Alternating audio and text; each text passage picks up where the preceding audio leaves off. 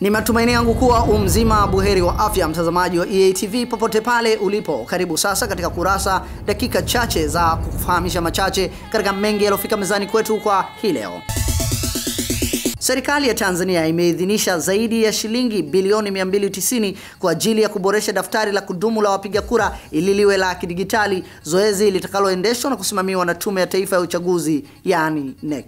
Mwenyekiti wa NEC, Jaji mstaafu Damian Lubuva, amesema hayo leo jijini Dar es Salaam na kufafanua kuwa kutolewa kwa fedha hizo kutaiwezesha tume hiyo kuanza mara moja uboreshaji wa daftari hilo, zoezi lililocheleweshwa kwa zaidi ya mwezi mmoja kutokana na kutokuwepo kwa fedha. Vile vifaa vilikuwa havijafika kuhusiana na malipo advance nini, lakini sasa hivi serikali imeshaidhinisha hela hizo zinalipwa.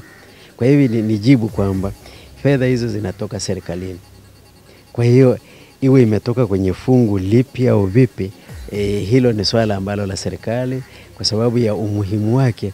Bila kuboresha daftari uchaguzi hautafanyika mwaka kesho. Kwa hivi sasa hivi serikali imeshaidhinisha, na kama ninavyozungumza nadhani siku chache zilizopita nadhani fedha zitakuwa zimepelekwa au vipi, tutacheki na watu wangu, lakini kwa sasa hivi ni kwamba fedha hizo za kulipia hivyo vifaa zimeshaidhinishwa na serikali na zitalipwa.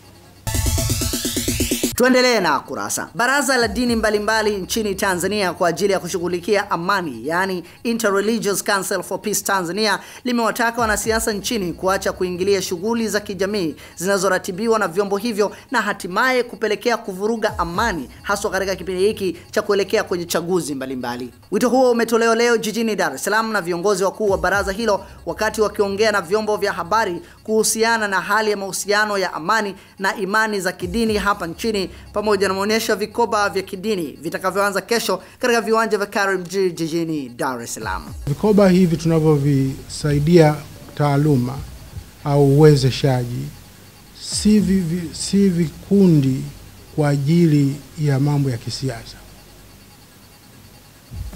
Hivi ni vikundi kwa ajili ya ujenzi wa amani na uzalendo.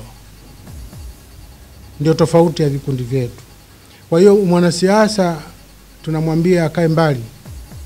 Hatumkatazi kuja, aje, lakini asilete na siasa. Asije kwenye siasa kwenye vitu vyetu. Kama sasa hivi mnavyoona katika kipindi cha kati kulikuwa na mizunguko ya watu wa Kristo na Waislamu kugombana na hivi.